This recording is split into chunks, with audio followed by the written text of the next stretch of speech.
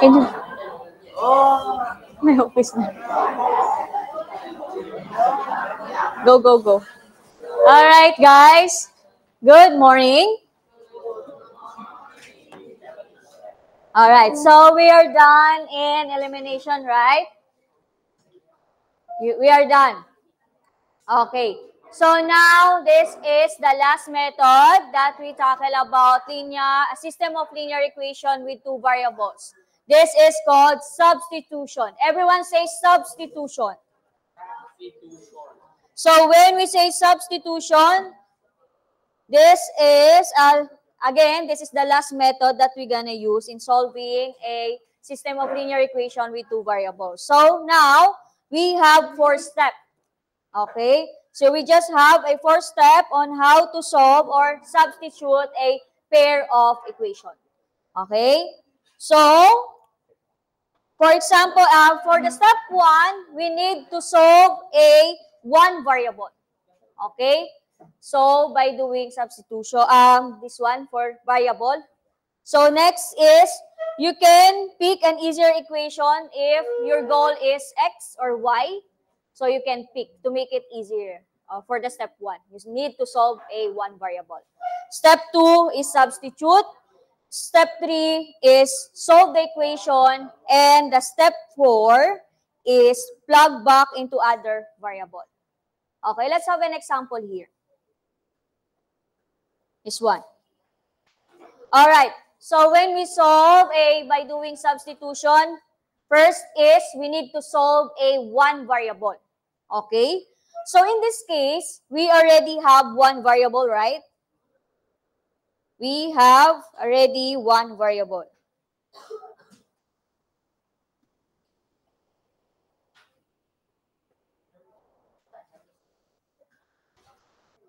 So this is one variable.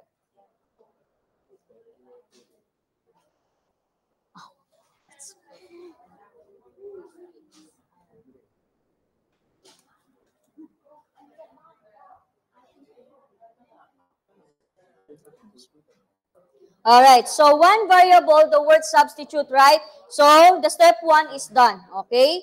So next step is substitute. So we need to substitute this one variable to the first equation, okay? So this is our first equation. So remember, we need our first step is one variable. Should be one variable. So therefore, we have x plus, and then the value of y is what? 3 plus x. So we just substitute the value of y. So 3 plus x. And then is equal to 5. Okay? So just substitute. Now, we just need to combine all the same variables. So let's say we have x and x. So we have 2x. And then this one is a constant number, 5. So just remember, you just transfer here, it will become -3. So therefore, we have 5 minus 3 is equivalent to 2. So therefore, divide both sides by 2. Therefore, our x is equal to 1. And that's it. Okay? So when you substitute, first step is you need to solve the one variable which is given. Step 2 is substitute. And then step 3, what is the step 3? Solve the equation. So therefore, we have x is equal to 1. And the last step is plug back or substitute the value of the variable that we already solved it. Okay, we just substitute. So therefore, if we solve that, so just substitute this one. So 1 plus y is equal to 5 from the equation number 1. So therefore, y is equal to 4. Because we just transfer here, and the answer is y is equal to 4. Okay? Do you understand? Do you understand the process for substitute? So just remember, the first step is solve the equation for one variable. Second step is substitute this one variable to the first equation. And third step is solve the equation, which is x equivalent to x is equal to 1. And the last step is substitute. Okay? Alright? Do you understand? Now, how about this? Okay. So, in this case, so again, in substitution, we need to solve one variable. So, in this case, I choose equation number 1. We need to solve this into one variable. How? So, therefore, we need to transpose it. So, this one, transfer here, it will become what? Negative 3y. And then, plus 7. So, this is already one variable. Okay? And next step is substitute. Alright? So, what equation that we're gonna use? Equation number 1 or equation number 2? Equation number 2. 2. So, equation number 2. So, we're gonna use to substitute this number. So, therefore, we have 4. And then, the value of x is we have negative 3y plus 7. And minus 2y is equal to 0. Okay? So, next is solve the equation to get another one variable. So, we have negative 12y plus 4 times 7 is equal to 28. And then, minus 2y is equal to 0. Okay? And after that, combine the same variable. This one is we have a negative 12y and negative 2y. So if it is like terms, that means we need to add. So therefore, 14, negative 14y is equal to this one is transferred here. It will become negative 28. So therefore, we have negative 28. Okay?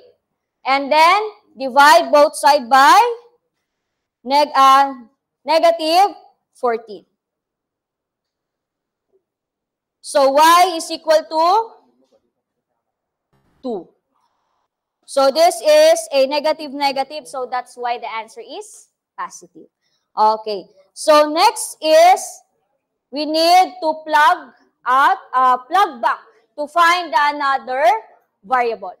Okay. So, plug back. Therefore, this is the y.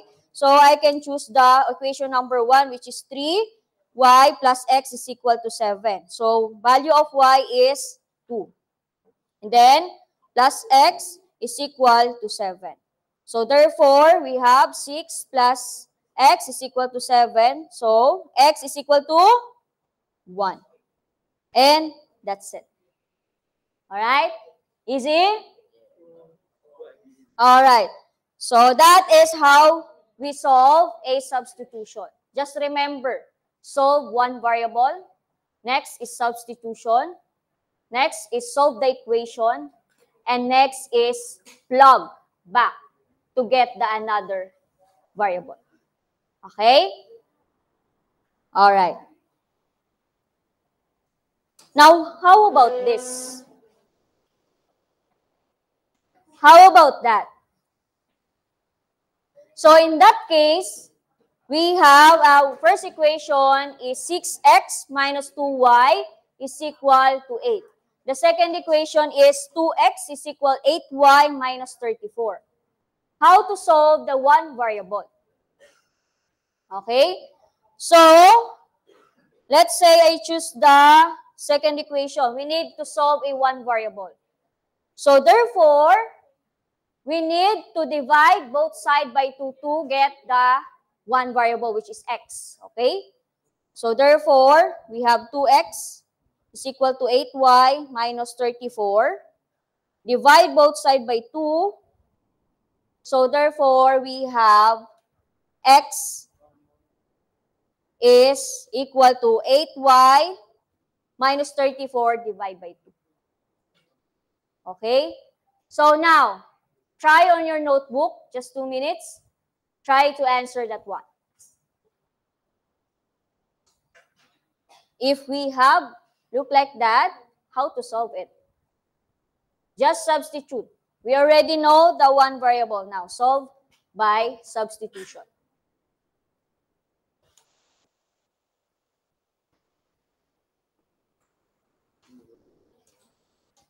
Solve by substitution.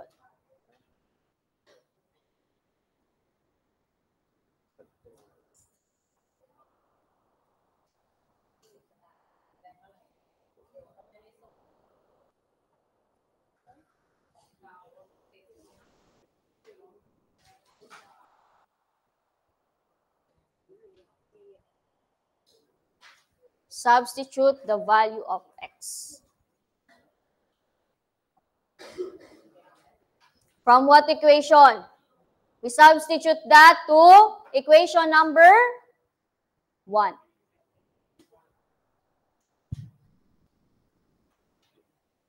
นักเรียนวิธีการหาแบบนี้คือเรียกวิธีอะไรคะแทนค่าก็คือเราแปลงสมการใดสมการหนึ่งให้อยู่ในรูปของ x หรือ y ถูกไหมคะแล้วเราก็ไปแทนค่าอีกสมการหนึ่งพอได้ค่า x หรือค่า y มาก็ไปแทนค่าเหมือนเดิมนะคะแต่ไม่ใช่วิธีการกำจัดตัวแปร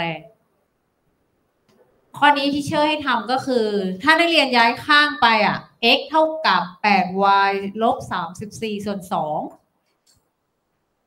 สามารถตัดกับ8กับ34ได้ไหมได้ เวลาตัดกี่ตัว2ตัวนะคะอย่าตัดตัวเดียวนะเพราะมันคือ 8y ส่วน 2 ลบด้วย 34 ส่วน 2 นะคะ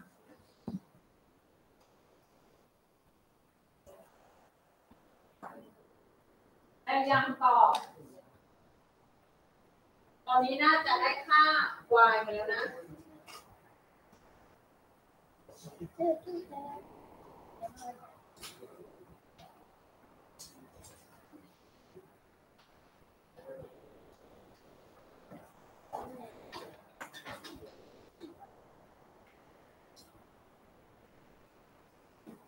โทรศัพท์เก็บไว้บ้างก็ได้ค่ะไม่ใช่วางอยู่บนโต๊ะแล้วถึงเวลาก็นั่งเปิดโทรศัพท์ไม่มีทำอะไร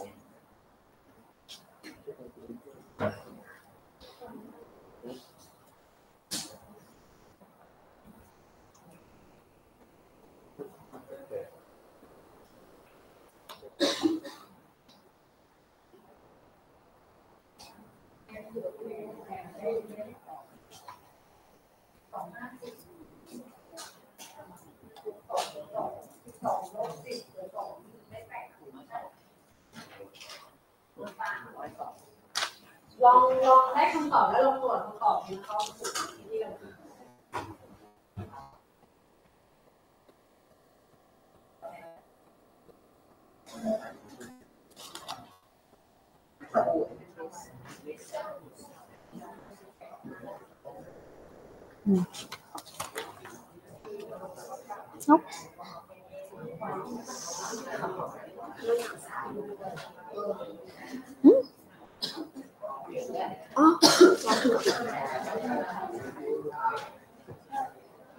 ได้คำตอบว่าอะไรคะ x เท่าไหร่x 3 y 5 All right, let's answer. Finish? All right, so let's answer. So, next step is substitute. So, we just need to substitute the value of x in equation number 1. All right? So, we have 6 and then 8y minus 34 over 2. And then we have minus 2y is equal to 8. So in this case, we just need to have a cancellation here. So we have 1 because that is both divisible by 2. So therefore, we have 3 here. So after that, we just multiply 3 and 8.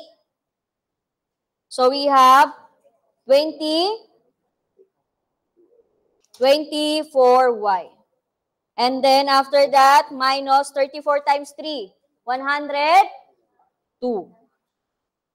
and then minus 2y is equal to 8. So you just combine all the like terms, which is all the like variables. So we have 24y and minus 2y. So therefore, we have 22y. And in this case, we just transfer here positive 102. So therefore, we have 110. And then divide both sides by 22. So therefore, y is equal to 5. And that's it. Okay? Now, next step is to get the another variable. We just substitute the value of y.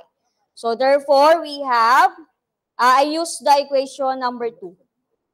Okay. So we have 2x is equal to 8y, which is 8 is equal to 5 minus 34. So 2x, 8 times 5, we have 40 minus 34. Okay. So therefore, we can divide both sides by 2x and then 2. So x is equal to 3. And that's it. Because 40 minus 34 is 6. And 6 minus 6 divided by 2 is 3. So that's it. Okay. Do you understand? Do you understand? Yes or no? Okay. Who get the correct answer? Who get the correct answer? Just a few. Okay. So now let's have a copy 1 minute for those that are mistake. 1 minute.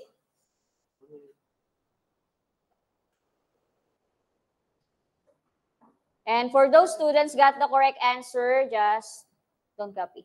You already know the answer. If you get wrong, just copy the correct answer and how to solve it.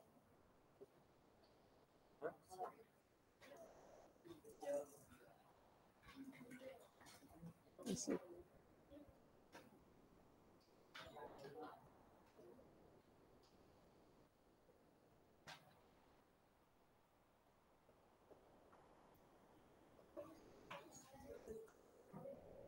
Finish? Yes or no? All right. So how about this? Different variable. But in this case, this is also example of linear because in a pair of equation, we have always two variable each equation. So A and B, A and B. Okay, so therefore this is a linear equation. So in this case, we just substitute. So we have 3A minus 4 and substitute the value of, A. So we have 3 and 3b. Okay? And then minus 4b is equal to 10.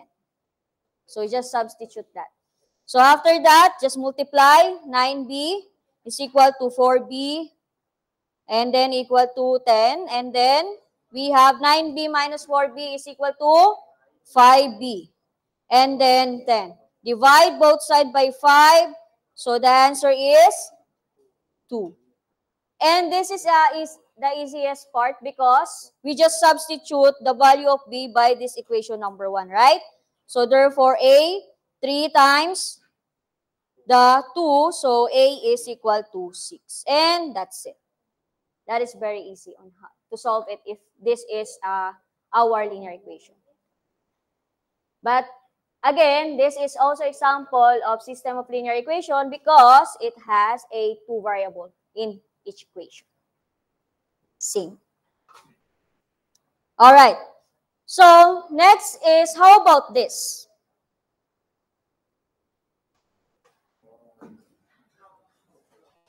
So in this case, if we need just substitute, right? So the one variable, we don't need to solve one variable because it's already given. So in this case, we have x. X is equal to 3 minus y. And then we just need to substitute. So 3 minus y and then plus y is equal to 7. As you can see, we have what? You see that we have an opposite. or different sign or unlike terms. So therefore, this is what? Eliminate, right? We need to eliminate. So therefore, if we need to eliminate this one, the answer is 3 is equal to 7. So what is the answer? If this is the case, the answer is always no solution. Okay? If this is the case, you need to eliminate one variable or we don't have a variable na, you need, the answer is no solution. Okay? Alright? Do you understand? Okay, so try on your notebook, just answer 1, 2, and 3. Don't answer this. 1, 2, and 3. Yes.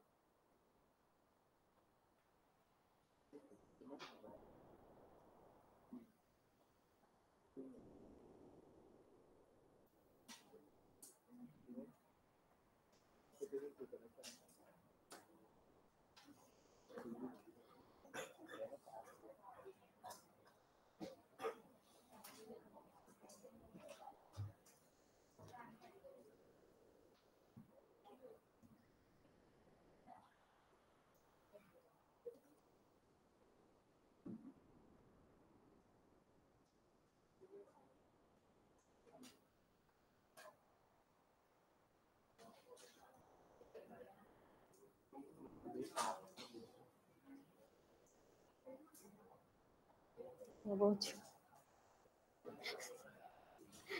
Nothing.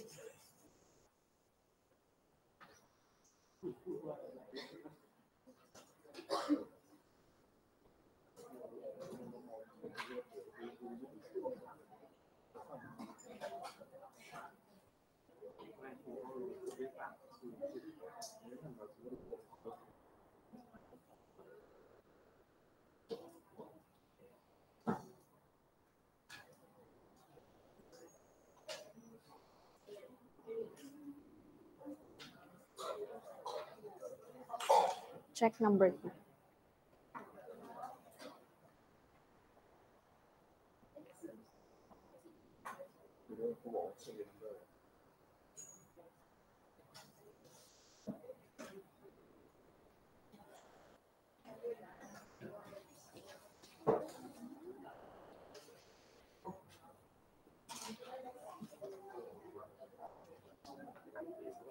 See na?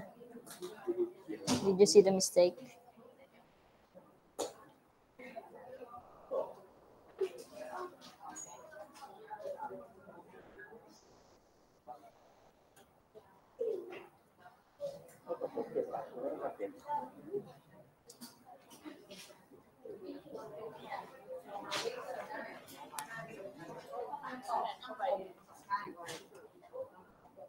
Mm-hmm. Double check this one. Double check. Finish? Okay, very good. Don't copy. Don't close your notebook. Close. Close na.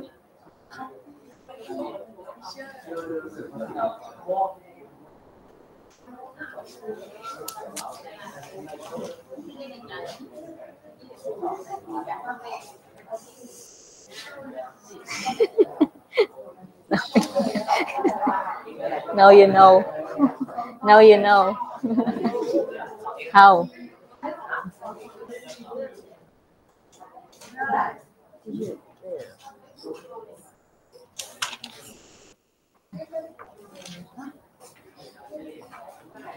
Good.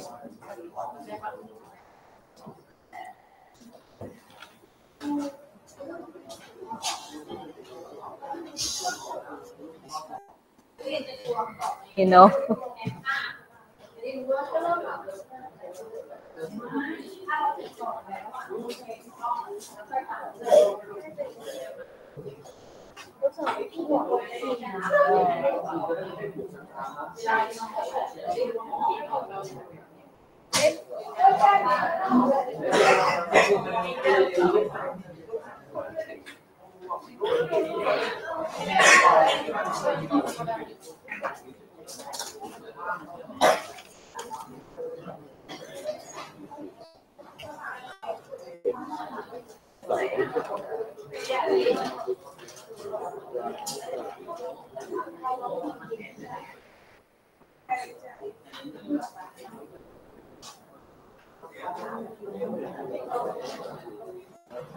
Ni, เสร็จแล้ว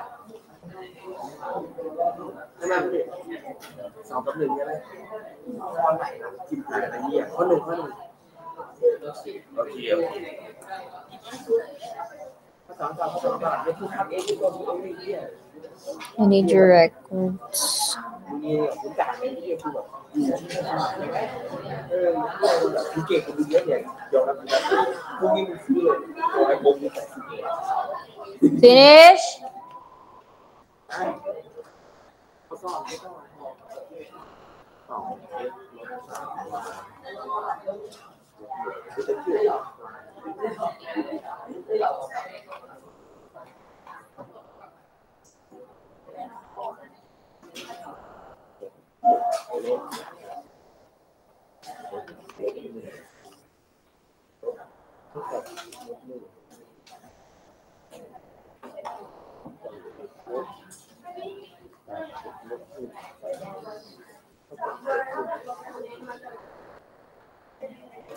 มันก็จะลบหนึ่งอีกแล้ว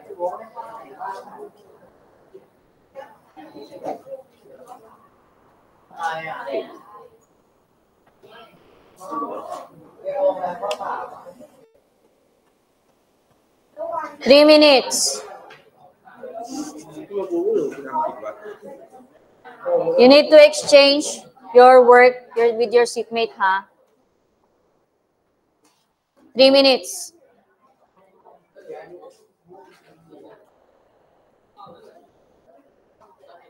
Just 3 minutes.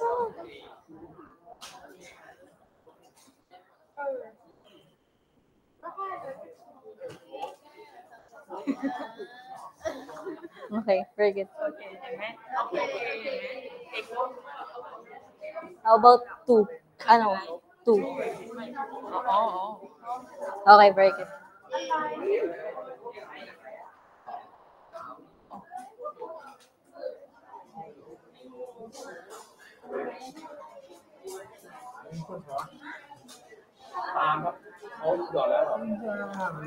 Two minutes.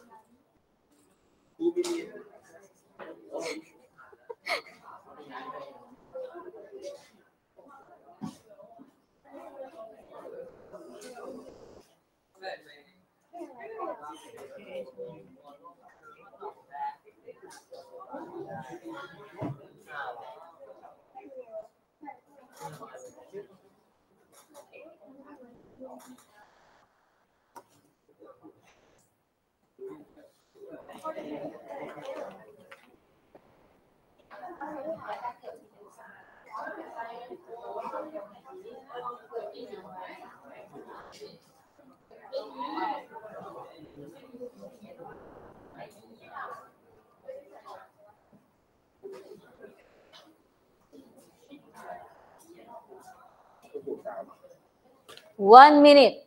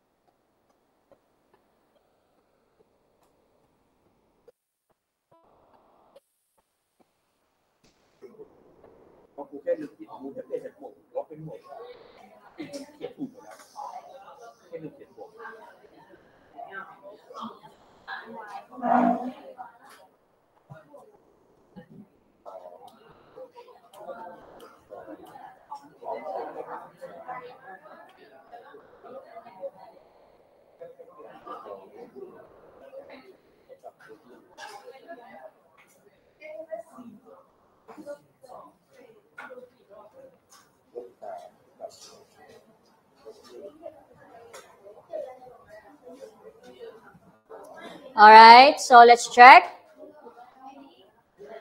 Exchange paper with your seatmates. Exchange notebook with your seatmate. Exchange.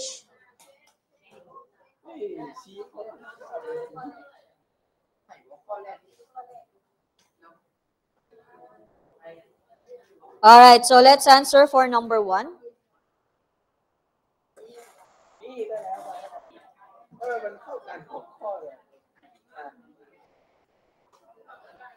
All right, for number 1, again, we just need to substitute. So negative 2x. So this is our 1 variable. So minus 3 and then 6x minus 11 is equal to negative 7. So and then we have negative 2x and this one negative 18x. And then this one negative positive 33 is equal to negative 7. So after that, we have negative 20x. And this one, transfer here, negative 33. So therefore, we have negative 40. So therefore, our x is 2. Okay? And then, to get the value of y, we just substitute. So 6 and 2 minus 11. So therefore, y is equal to 1. And that's it. Okay, who get the correct answer? Who get the correct answer? Okay, so We have this. All right. For number 2. So in this case, we just need to substitute again. So y, 2x, and then minus 3, x minus 1 is equal to negative 1. Okay? So, and then we have 2x minus 3x, and then positive 3 is equal to negative 1. And then after that, we have a negative x is equal to negative 3. Transfer here, so we have negative 4. So therefore, x is equal to positive 4. Because we need to divide both sides by negative 1. Okay? So next is substitute. So y, we have x4 minus 1. So y is equal to 3. And that's it. Okay? Do you understand? And for number 3, x is what? X is negative. Okay. So x is negative 2. Y is what? Y is 1. And that's it.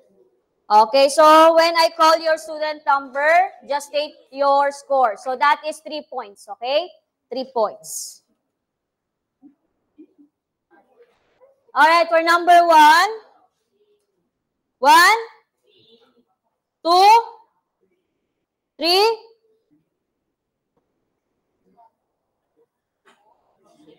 What is score? 4. State your score. 2. 5. 6. 7. 8. 9. 0. 10. 11. 12. 13. 14. 14. 15. 16. 17. 18. 19. 20. 21. 22. 23. 24. 24. 25.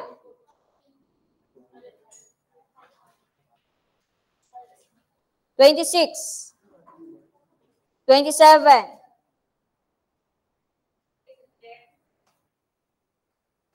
28.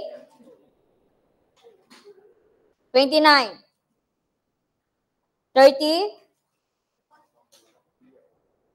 1. 31. 32. 33. 34. 35. 36. 37. 38. 39. And 40. 41. Okay. So that's it for today. We are done in substitution. So I have a homework. So for the next week, this talk about word problem. Okay? Word problem about system of linear equation with 2 variables. This one. Just only one. Just only one.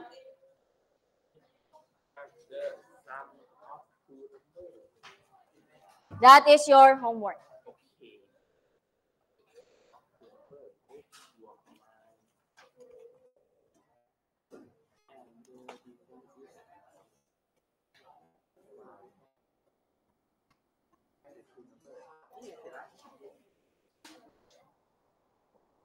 ต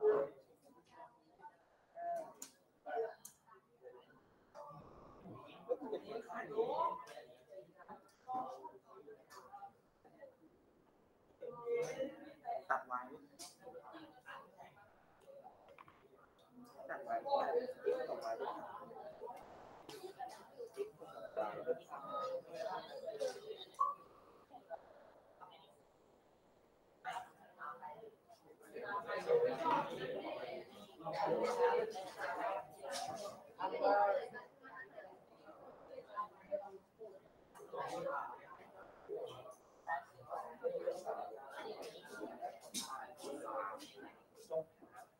เลขก็สองเลขนะ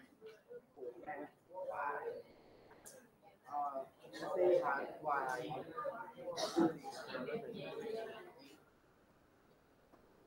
มันคือ x บวก x เท่ากับ y ลบหรือ x เท่ากับ y บวกเพราะไม่ใช่อะไรดูเย็นนะดูเพื่อนกูแทนข้างล่างไงเดี๋ยวขอดูคนนี้ก่อนเขียนโจทย์ด้วย Finish copy. เขียนดิเขียนไม่ได้เขียนเก้า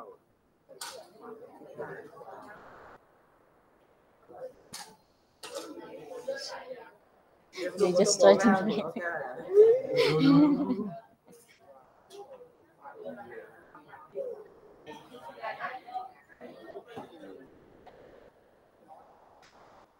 คือคนโง่น่ารู้บทว่า